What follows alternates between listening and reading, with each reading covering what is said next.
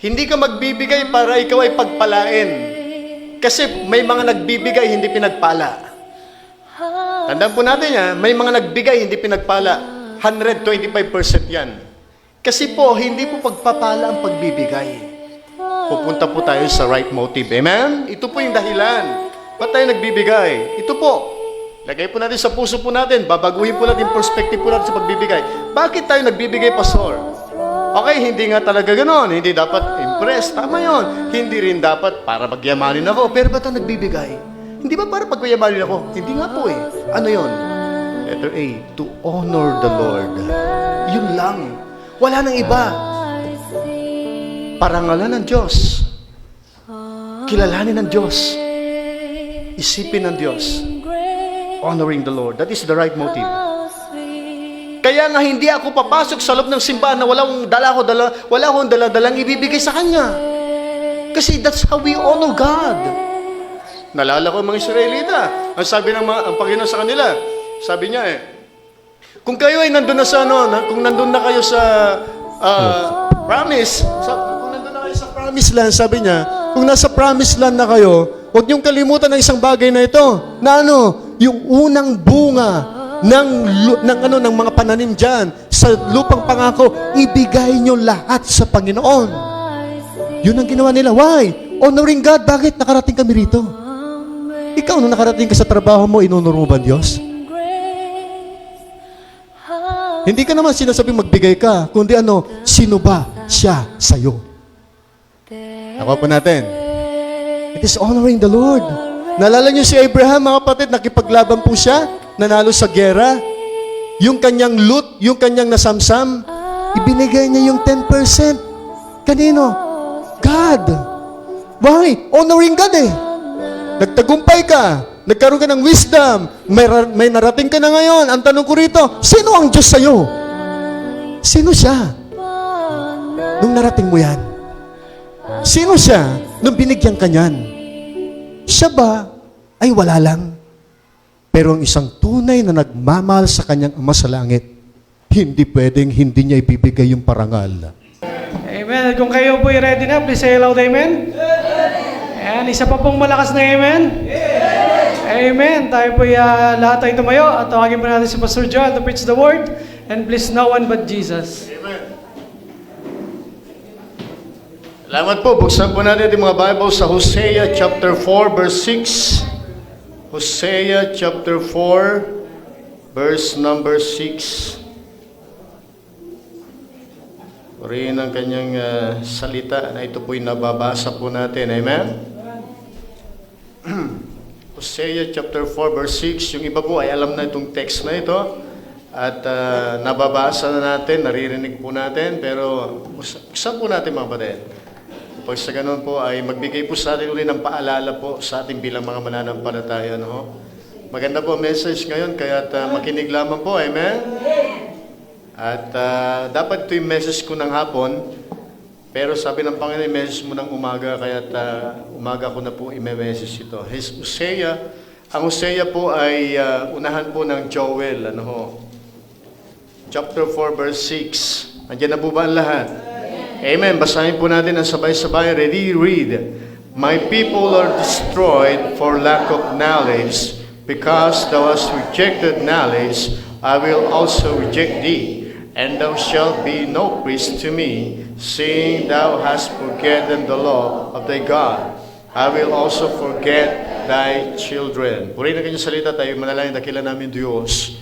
Bigyan niyo po kami ng understanding, Panginoon, sa mensahe sumagang ito, Panginoon. Alam po namin, na ang susi po ng lahat, Panginoon, is when we study your word and know things in your word, Lord. Dahil alam po namin na ang tagumpay ay nakasaad, Panginoon, dito sa aming hinahawakang book na ito, ang Biblia.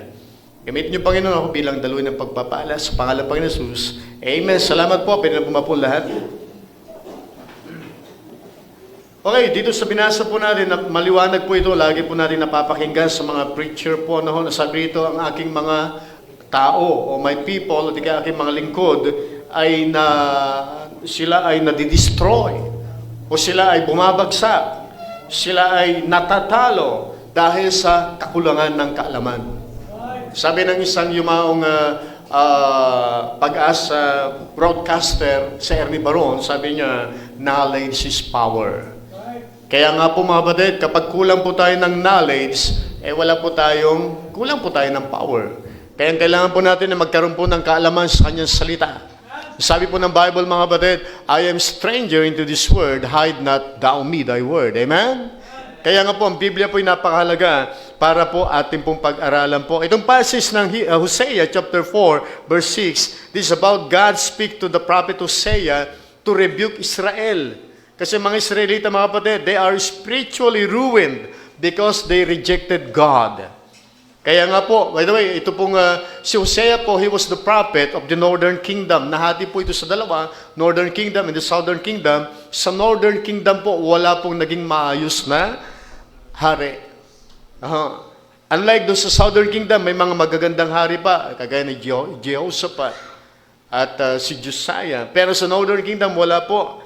Kaya itong si Hosea, mga kapatid, bilang propeta, ay binabanggit niya rito, kayo ay nadidestroy. Kayo ay nasisira. Kayo ay hindi nagtatagumpay. Why? Because you rejected God.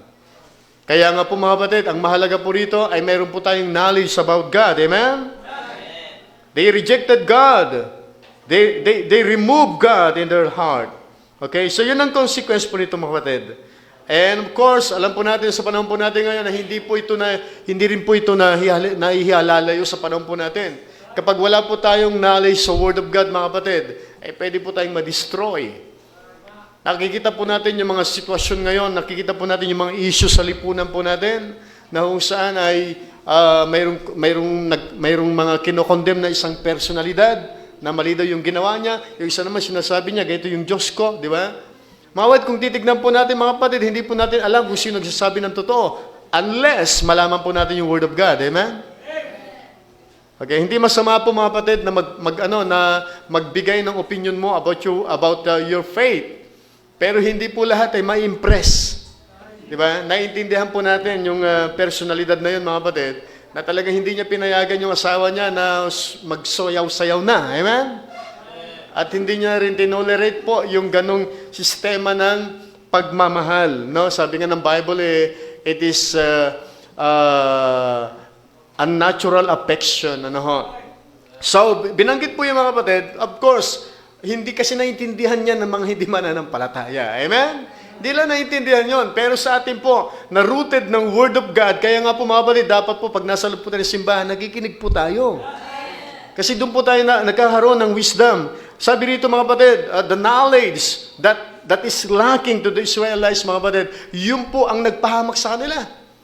Kasi once na wala na yung knowledge about the truth, about God, pag wala na yung mga kapatid, unti-unti kang magkakaroon ng sariling knowledge sa sarili mo na ikapapahamak mo. Knowledge is powerful mga kapatid. Kaya nga po, binigyan po tayo ng Panginoon, ng pastor. Amen? Ang sabi po ng Jeremiah chapter 3 verse 15, kung bubuksan po natin ating mga Bibles mga kapatid, Jeremiah 3:15, sabi niya, and I will give you pastors according to mine heart, we shall feed you with knowledge and understanding. Kaya nga po, isang kagalakan po na mayroon po tayong pastor. Amen? Isang kagalakan po na mayroon po tayong nangunguna sa gawain. Mayroon po isang backslider na isang mananampalataya, umalis dito, sabi ko sa kanya, saan ka pupunta? Balitaan ko, hindi ka na yan sa amin, punta ka na sa dating sinisimbahan nyo. Sabi niya, hindi naman pastor. Sabi ko, alam mo kapatid, kung nandun kayo, sige, yung bang pare na pinupuntahan mo dyan, pinagpipray ka ba? Yung bang pare na yan, na kung saan pinuntahan nyo dyan, pag may problema kayong pamilya, nasusolusyonan ba? Binibisita ba kayo pag nagkakasakit? Ako bilang pastor nyo, ginagawa ko yan. Sabi ko sa kanya. So, napapaisip siya mga kapatid. Dito po sa Saved Christian Baptist Church, ang tungkulin po ng pastor mga kapatid is to follow up every member of this church. Amen? At natutuwa po kasi may ilang mga mananampalataya na magpapatransfer na yata rito. Narinig ko kay Brother Ronel. Si Brother Ronel, chismoso ko minsan. Di ba? Nauna pa, di ba? Magpapatransfer na. Kaya salamat po at sila magpapatransfer na. Madadagdagan naman po ako ng aalagaan. Amen? So, yun po mga kapatid, God gave us that pastor to give us the knowledge, mga kapatid. But of course, that is not the message this morning. I would like to drive the message entitled, Motives in Giving. Biran layo, no? Giving pala, motives in giving. Magkakaroon po tayo ng knowledge, bakit po tayo nagbibigay sa Panginoon?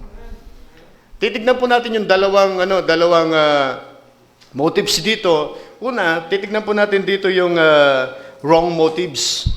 Ano ba yung maling motibo sa pagbibigay? And of course, later on, we will see also the right motives. Mabilis lamang po ang mensahe, but I will try to preach this slowly and understandably. Amen? Naiintindihan ng bawat isa. So, napansin ko ito kasi ako ay nalulungkot. Kasi nung tinignan ko kahapon yung ating faith promise commitment, as in talagang naglalaro lang doon sa mga mangilang-ilang tao lamang po yung offering. Naglalaro lang doon. Kaya sabi kay Ma'am Giselle, alam ko na susunod dito. Alam ko na susunod dyan. Alam ko na yung commitment niya. O yan, nasa 57 to, kilala ko yan. Ito yung kanyang mangilan-ngilan lang. Pero sa loob, mahigit 70 tayo. Mangingilan-ngilan lang po ng nasa mga more than 10 lang. Ang consistency doon sa kanilang giving. Baka hindi po natin alam kung ano yung giving. Amen? Baka hindi natin alam. Ngayon po umaga ay malalaman po natin. Amen? Ito, maginig po kayo maigi mga kapatid. Hindi po ito yung pagpapayaman o anuman. Mayaman ba tayo? Hindi Pero naka-aircon tayo. Amen? Saan galing yung aircon na yan? Sa giving po natin. Diba? May building po tayo. Yung iba nangungupahan. 12,000 naman. Tayo hindi. Bakit mga kapatid? Because of giving. Kaya sa pamagitan ng ating pagkakalo mga kapatid, nakapag-send out po tayo ng missionary, nag-aakay ng kaluluwa, nagbabaptize, dumadami ang kaharian ng Panginoon because of our giving. Maraming giving po sa Bible, mga kapatid. Mayroon po tayong tinatawag na tithes. Mayroon po tayong tinawag na love offering. Yung tithes po, mga kapatid, binibigay po natin 10% of our income. So, halimbawa, mayroon kang 100 na income a week. Tanggalin mo isang zero, may 10 ka. That is 10%. Giving po yon ng tithes. Pero hindi pa po yun nagbibigay. Nagsosaoli ka lang. Okay? Then, meron pa tinatawag na yung first fruit. Yung unang sahod mo, 25,000, 60,000, 100,000, yun po, ibibigay din po yun, first fruit po yun. Yung pangalawa, yung love offering, yung ibibigay mo na love offering, kumisa kay pastor, kumisa ka sa missionary, kumisa sa worker, love offering po yun mga kapatid. Dapat nga isalaman natin yung love offering dito eh. Then pangatlo mga kapatid, yung mission offering, yung faith promise commitment po natin. Yung pang-apat, faith promise commitment po natin. Ito po naman ginagawa po natin para sa pagmimisyon. Ngayon po, saganang-sagana po ang baptist sa giving. Pero, ma-open ka sa giving kung hindi mo maintindihan ngayon ito. Amen? Kaya makinig ka ng maigi. Kasi pag nalaman po ito mga kapatid, hindi ka na allergic sa giving. Sabihin mo sa iyong katabi, allergic ka ba sa giving?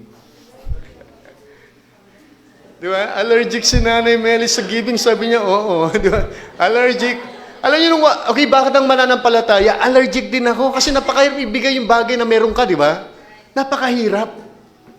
Di ba? Pero pag-aralan po natin ngayon, bakit tayo nagkakaloob, by the way? So, tignan po muna natin yung maling perception, maling motibo ng pagbibigay. Una, sabi rito, to impress. Magbibigay po tayo hindi para mag-impress o magpasikat. Di ba? Sa Mark chapter 12 verses 41 to 44. Mark chapter 12 verses 41 to 44. Ito po yung panahon ng Panginoong Hesus na kung saan nakita po niya yung mga nagbibigay ng kanilang offering sa temple. Verses 41 to 44. Sabi ng Biblia, basahin ko po And Jesus sat over against the treasury. And behold, how the people cast money into the treasury, and many that were rich cast in much. There came a certain poor widow, and she threw in 2 mites, which make a parting, saith unto them. And he called unto his disciples, and said unto them, Verily I say unto you, that this poor widow has cast more than all they which have cast into the treasury.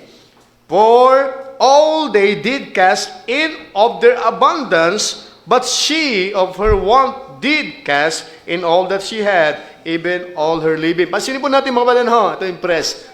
Ito po yung kuminsan yung maling impression po, maling motibo sa pagbibigay. Yung nagpapakitang gilas.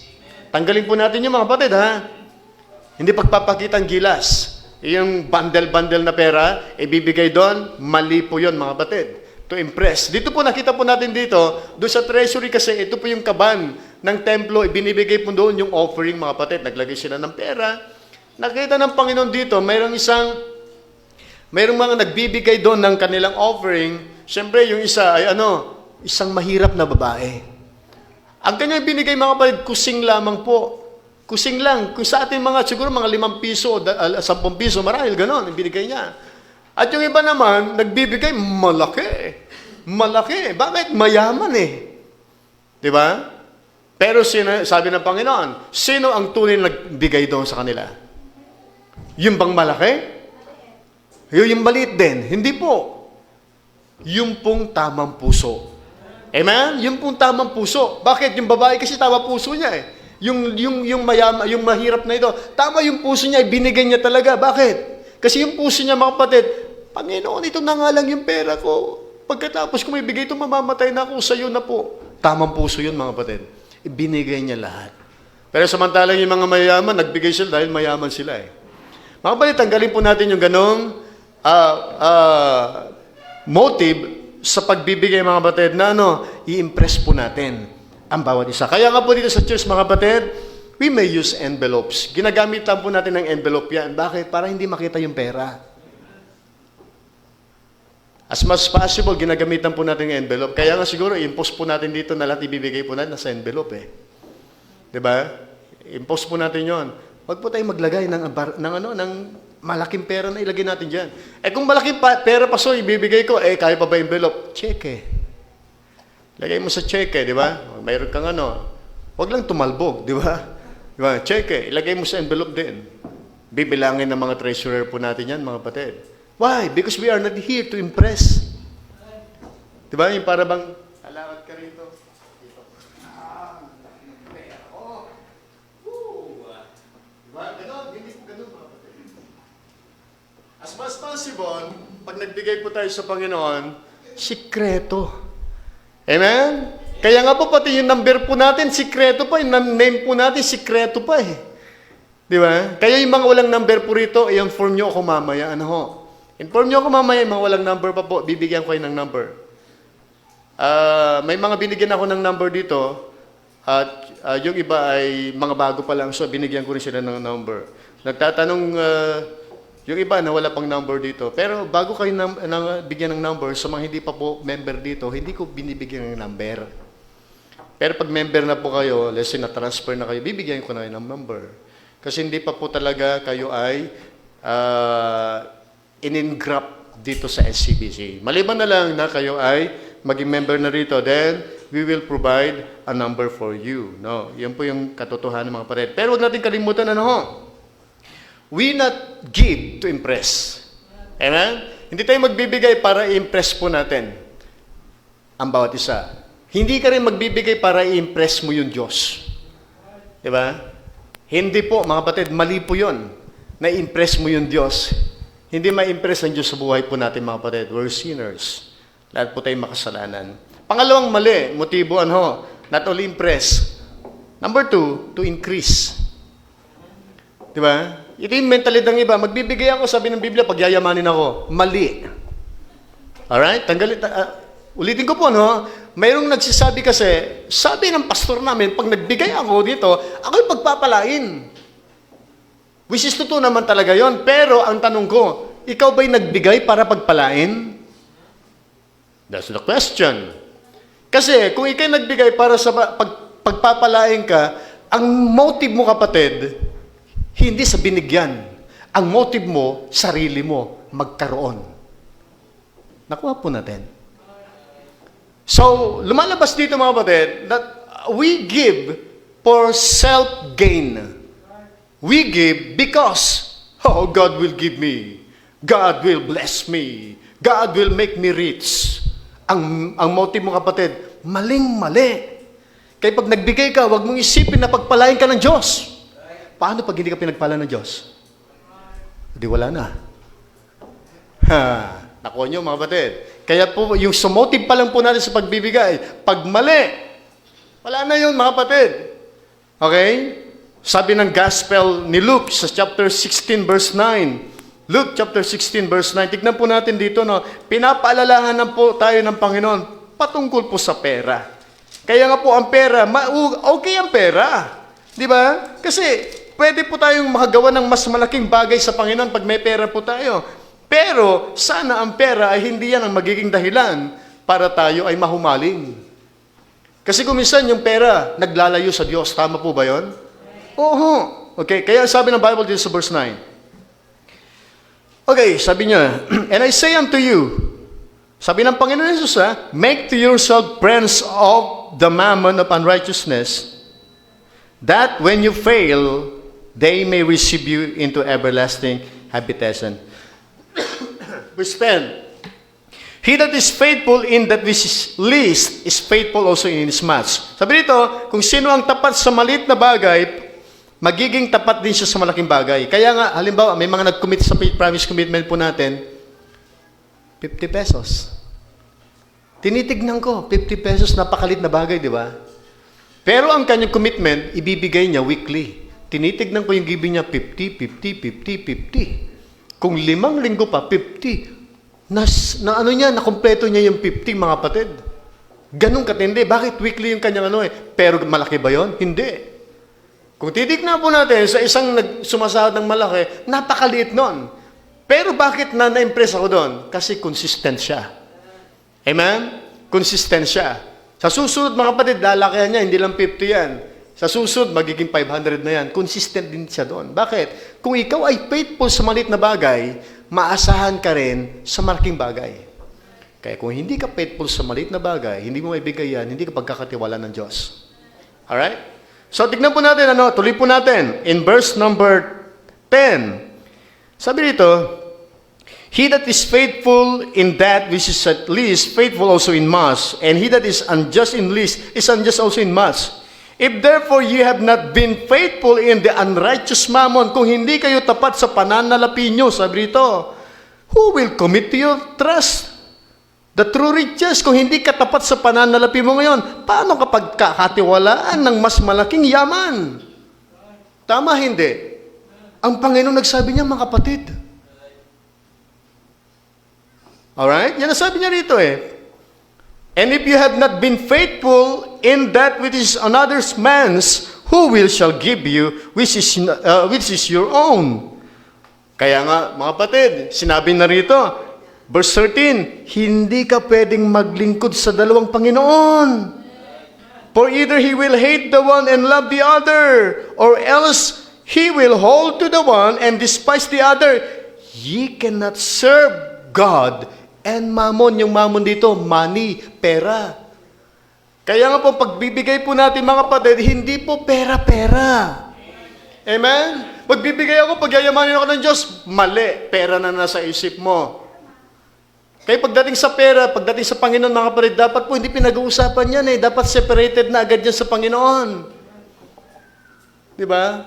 Kaya awayin ka pa ng misis mo, bibigay ka na naman ng offering mo dyan sa baptist na yan. Wala na nga akong pambili ng aking lipstick. Di ba? Mali yun, ha? Hindi ka magbibigay para ikaw ay pagpalain. Kasi may mga nagbibigay, hindi pinagpala. Tandaan po natin, may mga nagbigay, hindi pinagpala. 125% yan. Kasi po, hindi po pagpapala ang pagbibigay. Pupunta po tayo sa right motive. Amen? Ito po yung dahilan. Ba't tayo nagbibigay? Ito po. Lagay po natin sa puso po natin, babaguhin po natin yung perspective po natin sa pagbibigay. Bakit tayo nagbibigay, Pastor?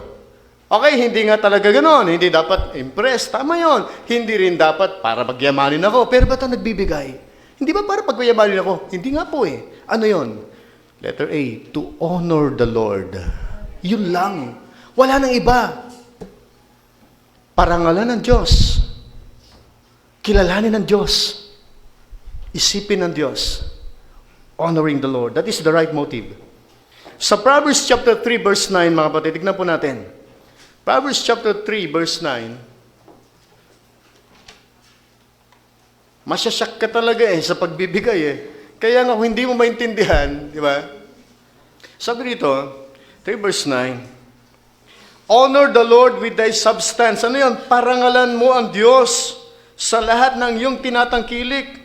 And with the first fruits of all thine increase. Pansinin po natin dito. Then sa verse 10, saka kakapagpapalain ng Diyos. Pero hindi yun yung motibo mo. Di ba? Sabi, so shall thy barns be filled with plenty, and presses shall burst with new wine. Hindi po yun, mga kapatid. Ang pinag-usapan dito, you honor Him. Kaya nga hindi ako papasok sa loob ng simbahan na wala akong dala-dalang ibibigay sa Kanya. Kasi that's how we honor God. Nalala ko mga Israelita. Ang sabi ng ang Panginoon sa kanila, sabi niya kung kayo ay nandun na sa kung nandun na kayo sa promise, kung nandun na kayo sa promised land, sabi niya, kung nasa promised land na kayo, huwag niyong kalimutan ng isang bagay na ito, na yung unang bunga ng mga pananim diyan sa lupang pangako, ibigay niyo lahat sa Panginoon. Yun ang ginawa nila. Why? Honoring God. Bakit nakarating kami rito? Ikaw, nung nakarating ka sa trabaho mo, inonor mo ba ang Diyos? Hindi ka naman sinasabing magbigay ka, kundi sino ba siya sa'yo? Nakuha po natin. It is honoring the Lord. Naalala niyo si Abraham, mga kapatid, nakipaglaban po siya, nanalo sa gera.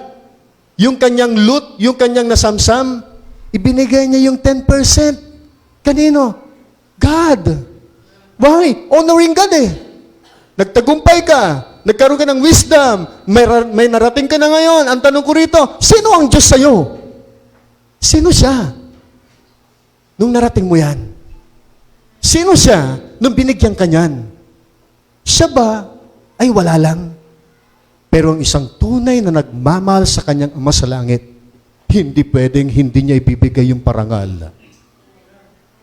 Nakuha po natin. Yun po yung dahilan ba't tayo nagbibigay. Honoring the Lord Ang nakakalungkot mga kapatid, yung mga kabataan natin, inuuna ko minsan yung milk tea. Nung kayo nagbigay ng binigyan kayo ng mama nyo, ng inyong allowance, yung unang araw ng school ninyo, binigay mo ba sa Diyos yun, yung first allowance mo? Lord, yung first allowance ko, ibibigay ko sa iyo kasi marami pang allowance na darating Pero yung una, sa iyo dapat. Why? Kasi kinikilala kita Mahal kita. Alam niyo po ba mga kapatid, yung hininga po natin, ang sabi ng mga dalubhasa, yung hininga po natin kasi ang pangalan ng Diyos, YHWH, hindi mo siya mabasa, pero pwedeng mabigkas. Yahweh, Yahweh. Yung pala yung ating hininga araw-araw. Kaya habang humihinga ka, dapat iniisip mo yung Diyos. Dahil buhay ka pa. Hindi po ba napakagandang isipin nyo na magsisimba ka yung unang araw ng linggo? Bakit? Buhay ka pa. Parangal sa Diyos. Pero hindi ka pupunta sa isang bagay na kung saan hindi ka magbibigay ng parangal sa Kanya. Intindihan nyo po ba? Kaya nga kung pipitsugin ng Diyos sa'yo, hindi maintindihan yun. Bakit? Kasi kung hindi mo kilala yung Diyos mo, hindi mo rin gagawin yung pagbibigay. Alam niyo po ba na sa Old and New Testament, dalawa ang sinumpa. Yung hindi nagbigay ng tithes at yung kumukha ng kickback doon sa kanyang ibibigay sa Diyos. Sinumpa yon. Malakay 3:10. You are cursed with a curse, sabi ng Panginoon, di ba? Sinumpa kayo. Sabi ng mga Israelita, Panginoon, saan mo kami sinumpa? Saan ba kami nagnakaw? Paano kami nakaw? Sabi ng Panginoon, in tithes and offering. Kinuha nila yung mga hindi para sa kanila. Ngayon, meron sa New Testament din. Mag-asawa, Ananias at Sapphira. Ang usapan po nila, ibibigay lahat ng mapinagbentahan sa Apostles' Feet, sa mga disipulo. Kaso nga lang, sabi niya, kuha tayo ng ilang porsyento. Di ba? May kickback. Ano nangyari sa mag-asawa? Patay. It is not about the money, kapatid. It is how you know God. It is how you know His character. Halimbawa, dumating dito si Digong, magbibigay ka ngayon ng isang napakasarap na pizza, nakalagay pa sa bundle. Nung binuksan niya, 2 kinagat. Anong pagkakilala mo kay Digong pag ganon? Binastos mo hindi. Binastos mo, may kagat pa nga Ganun po yung Diyos. Kaya nga mga kapatid, if you will not know God, kung hindi mo kilala ang Diyos, pwede mong gawin sa kanya yon. Natira-tira na lang yung kanya.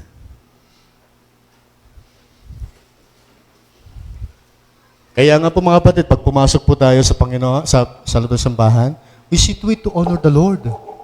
Ito yung problema ng mga kabataan ngayon. Hindi na nila ino-honor ang Diyos.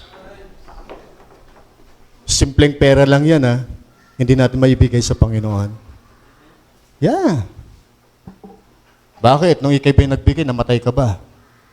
Hindi naman. Ang pangako na pagpapalain ka. Pero, maling motibo, ha? Hindi ka magbibigay para pagpalain. Mali yun. Kasi pwede kang nag-honor pa rin sa Panginoon, pero hindi ka pinagpala. Pero ang bottom line dito, pinarangalan mo siya. Amen? Yun ang bottom line, pinarangalan mo siya. Lord, whatever may happen, kahit ako'y magdildil ng asin, pero dahil kilala kita, I will give you the honor and glory. Kaya yung first fruit and tithes po natin, yun po yun, mga kapatid. Binibigay po natin yan, hindi natin binabawasan. Bakit? Kilala kita Panginoon. Kayong hari ng hari. Kayo lumikha ng mga bagay. Kahit ibigay ko ang buong buhay ko, hindi pa rin sapat. Bakit? Kilala kita. Mahal kita. Ikaw, kilala mo ba yung Diyos? Mababago yung perspective natin sa pagbibigay. Hello, amen? Are you blessed this morning? Ganun po yan mga kapatid. Kaya po rin hindi palakihan Hindi palakihan ang binigay dito. Kundi yung percentage talaga, ibinigay mo ba talaga? Yung tithes mo, yung 10%, binigay mo ba? Bakit? You honor the Lord O yung first fruit mo, binigay mo ba lahat talaga? You honor the Lord Hindi yung dami. Kasi kung dami mga kapatid ang ibibigay, kawawa naman yung mga mahihirap. Pero yung nagbigay, 3 billion ang ibinigay, 3 billion Pero wala pa sa 10% yon. Ang ibibigay niya dapat ay 30 billion. Kaya kahit mayaman ka kung hindi mo ginanap, yung 10% saka yung first, you did not honor the Lord kahit ang laki pa. Hello? Are you blessed? Yun po yung mga kapatid. Honoring the Lord. Kaya isang katotohanan mga kapatid, Abraham gave honor, di ba? Gusto niyo pong malaman yun, pero hindi ko na binanggit yung mga verses na yun. Kinuwento ko na lamang po mga kapatid, nanalo si Abraham sa labanan. Kaya he gave the honor to the Lord. He gave back the honor to the Lord. Kaya po, ito sa mga estudyante natin, are you giving the 10% of your allowance? Hello?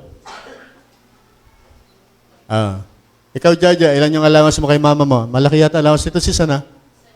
7,000? Walang allowance yan? 70. Magkano yung tithes doon, kapatid? Tanggalin mo yung zero, ilan natira? 7 pesos. Weekly yun, mga kapatid. Ibibigay mo yun. Pastor, napakalit naman 7. Yes. Bakit? That's how you honor the Lord. Kahit 5 piso pa yan. Pero di sa mga ibang kabataan natin, si Aki, ilan yung allowance mo kay mama mo? 18. Okay, to the left. Ilan yon? 80 o 18? 80? Mas malaki ka. Tanggalin mo yung 0. Ilan? 8. Anong number ng envelope mo? Di mo alam yung number ng envelope mo? Ilagay mo yung 8 pesos doon. Di ba? Weekly yun. Kaya hindi ka mawawalan ng parangal sa Diyos. Amen? Hindi ka mawawalan ng parangal. Lord, etong 10% na ito, sa'yo ito. Why? Kilala kita Kilala kita. Pera lang yan. Ikaw dakila ka.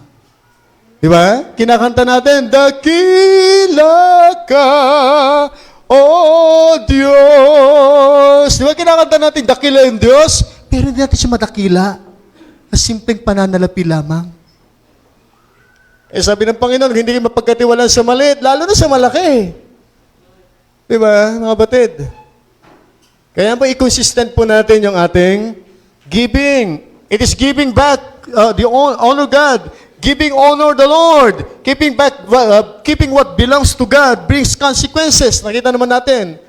Huwag mong tanggalan yung pizza. Huwag mong kagatan. Amen? Mr. President, Mr. Rodrigo Duterte, I made a special pizza pie for you. Bibigay ko sa iyo, Mr. President. Ano ba talaga yan? Kagano ba yan? Masarap ba talaga yan? Subukan nyo, Mr. President. Binuksan ngayon ni Atong Ang, hindi, ni isa, Bongo, binuksan. Mayor, masarap nga to. Naamoy ko nung binuksan, nakagat pa yung isa. Diba? Sinong nagbigay nito? Binabastos ako. Yan na. Ganun po yung Diyos. It is not giving the honor to God. Kaya hanggat maaari, yung buo ibigay mo sa Panginoon. Amen? Isipin mo, 10% lang naman, may natira pa sa'yo. Ilan ang natira? 90% pa natira. Binaliktad ni Colgate, 90 binigay sa Diyos, 10% na iwan sa Kanya. Binaliktad. Bakit? You cannot outgive God Nakuha po natin mga batid. Amen po ba? So, yung isang katotohanan mga batid napansin po natin dito, yung right motive po dito ay to give honor the Lord. Kaya ka nagbibigay kasi bakit? Sinasamba mo siya You give honor to the Lord Diba? Then, pangalawa, letter B. Dala-dalawa lang po. Yung wrong motive kanina, ano yung una? To impress and increase. Pero yung right motive, to honor the Lord and to help. Pangalawa, help Kanina, honor. Yes, honoring the Lord. Pangalawa, help, mga kapatid. First, especially sa mga nangangailangan, the needy. Sa Proverbs chapter 19, verse 17, ano sinasabi ng Bible dyan? Proverbs chapter 19, verse 17. If you will help the poor, you will lend to the Lord. Diba? Sabi niya he that had pity upon the poor, lend it unto the Lord. Diba? Pag ikaw daw ay nahabag sa mga mahihirap, mayroon kang pinahiram sa Diyos. Ang galing, Nagpahiram ka sa Diyos pag nagbigay ka sa mahirap. And he that which he had given, will he pay him again? Ibabalik ng Diyos sa iyo yun. Pati mo, ibibigay niya kaya yung simpleng ibinigay lang mo na hindi. Dadagdagan niya yun Kasi we cannot outgive God. Di ba? Pag nagbigay sa mahirap, tayo mga kapatid, nagbibigay ba tayo sa mahirap? Meron ba isang verse? Proverbs 22 verse 9.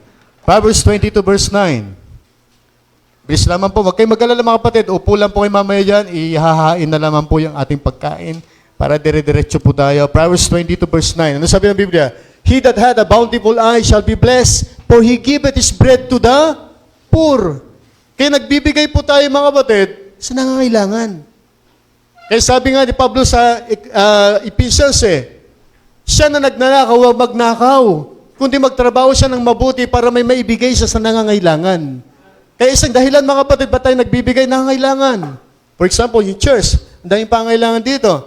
O magkano yung ating bill dito? Diba?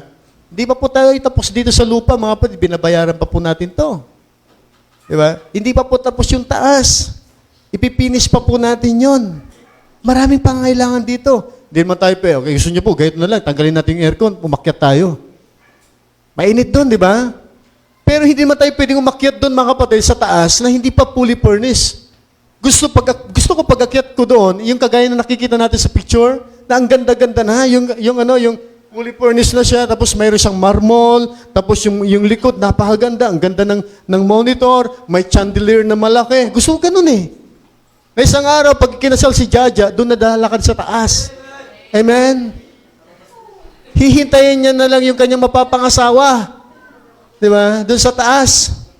Ang ganda ng simbahan. Amen? Habang naghihintay siya, wala pa, late na. Yun pala, iniwanan na siya. Di ba? Mahirap. Di ba? Pero mas maganda, maayos na yung taas. Ang dami nating need, mga kapatid. Kailangan yung tricycle natin, kailangan po natin ng sidecar. Yung isa nating motor, hindi pa po ayos. Kailangan pa ng 1,000 doon para doon sa isang... May tindihan nyo, sinasabi niyang sinasabi niyang bearing Dami din kailangan. Okay, kanina na lang. Mga kabataan natin, susunduin dito sa may reform.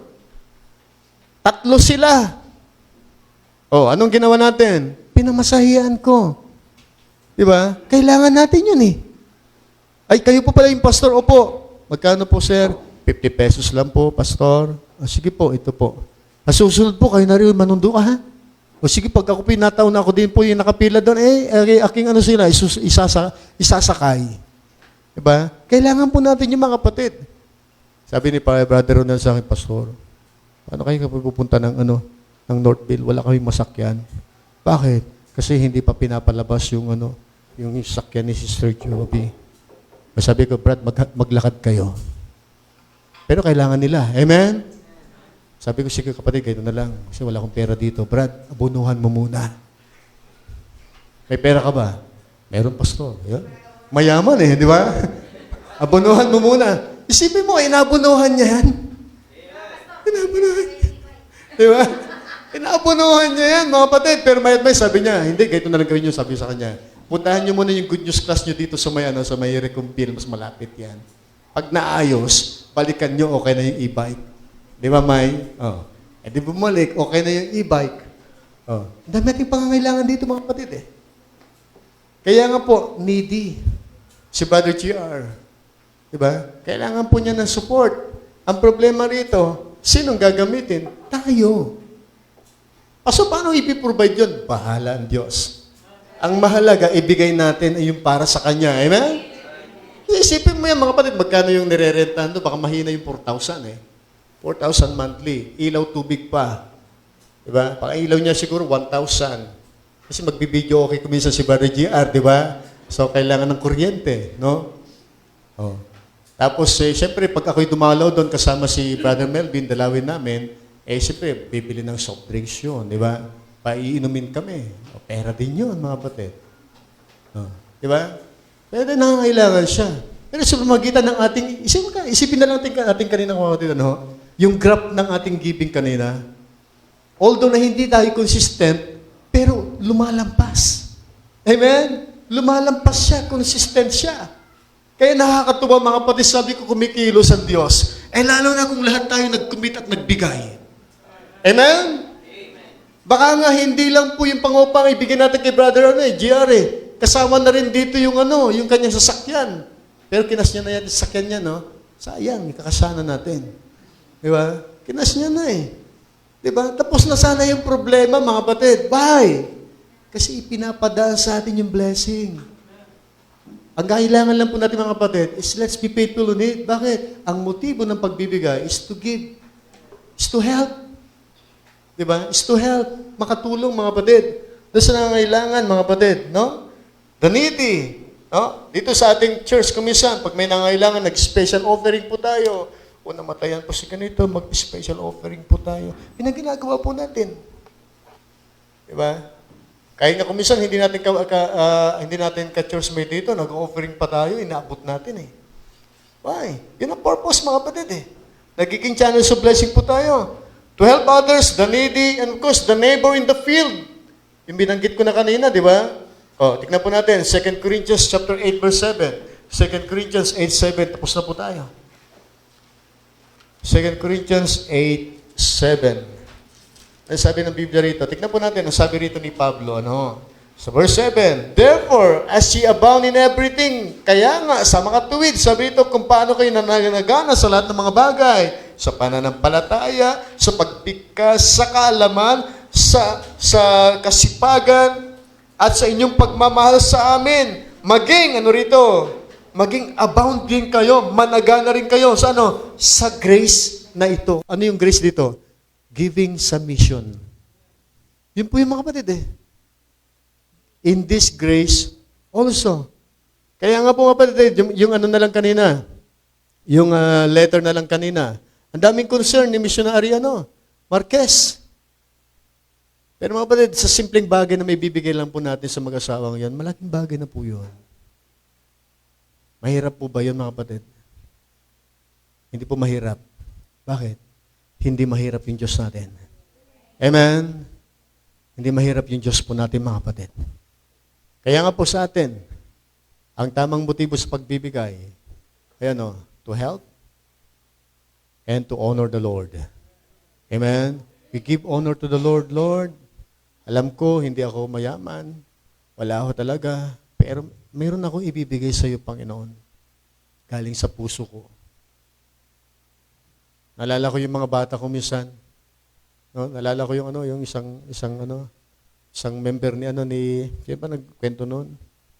Na yung isang bata, na yung kanyang inipon-ipon na pera, kay Pastor Regan yata, inipon-ipon na pera, Pastor, itong inipon kong pera, ibibigay ko po sa inyo. Isipin mo yun, mga kapatid.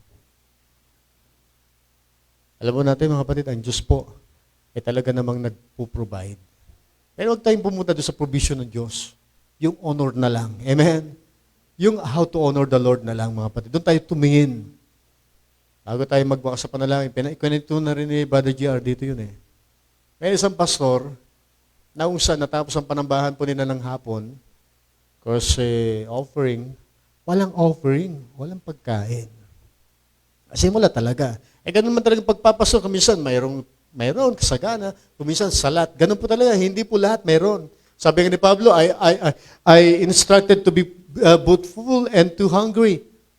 Diba? To suffer need, yan. In-instruct sa ganun. Mayroon o wala, okay lang yon. So mayroon isang pastor, isang hapon, wala silang offering na malaki.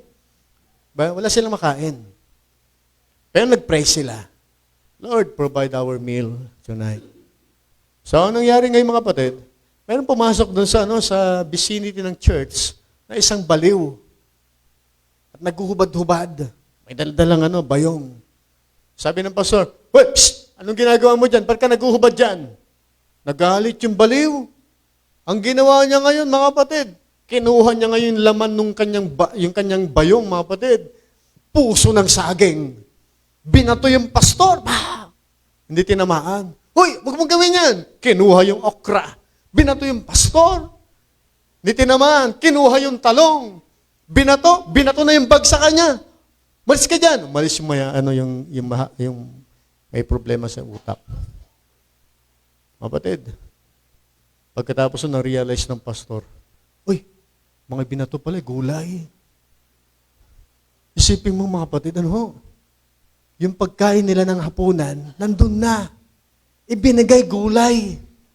Ang tindi, ginamit ng Diyos yung baliw. Kaya pag hindi ka nagagamit ng Diyos, sana maging baliw ka.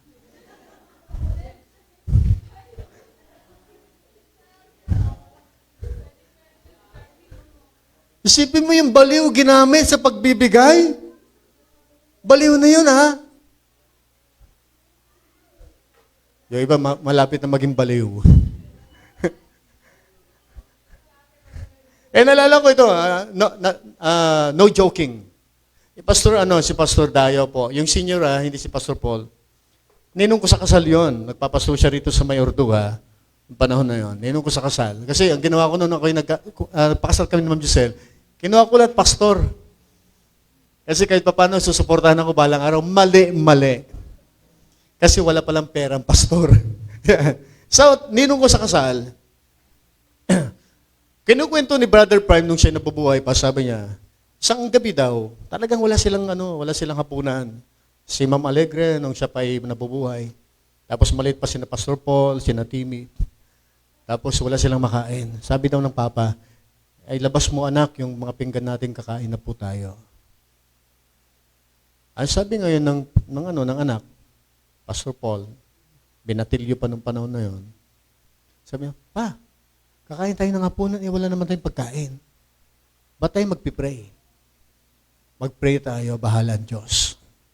Nagpray sila, walang pagkain, mayroong kutsara, tinidor, mayroong plato, mga kapatid, walang pagkain. Nagpray, "Panginoon, salamat po sa pagkain ito. Pagpalain niyo po sa aming katawan. Sa pangalan ni Jesus amen." Mga ilang minuto may dumating. Member ng church. "Pastor, nag-birthday po kanina si hindi kayo dumating. Ito po, binalot na po namin yung pagkain niyo." Mga kapatid, ang Diyos po, hindi natin ma-underestimate. True to life po yun na nangyari. Kinukwento yun, mga kapatid. Walang imposible sa Diyos. Ako po ay isang worker pa doon kay Pastor Suyo. Nagkaroon kami ng pledges sa church kasi malapit na yung anniversary. Ang support ko lang doon, 250 pesos weekly. 250 pesos. Libre naman na kami lahat. Nung panahon na yun, meron pang tumpok na na mga 15 pesos lang, Sister June, na tumpok na isda. 250 na yung pera ko, okay na yun, di ba? Tapos meron na pambili ng bigas. Pero, syempre, anniversary, kailangan ng pledges. Okay, mag-pledge po tayo. So, nangyari ganito ngayon, nag-pledge. Nag-bless si Pastor, ganito. Nag-bless din si Pastor, si Brother Joel. Pastor, mag-bless din po ako. Magkano sa'yo, Brad? 500 po.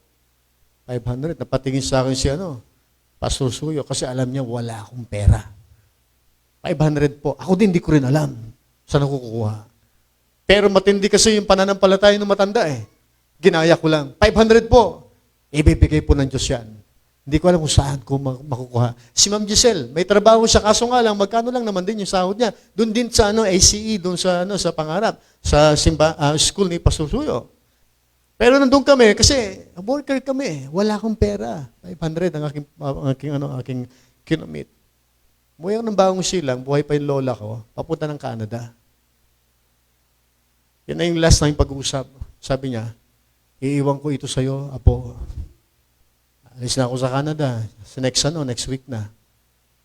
Mga kapatid, alam mo, magkano binigay? 500. Ang tindi, kinalbutan ako eh.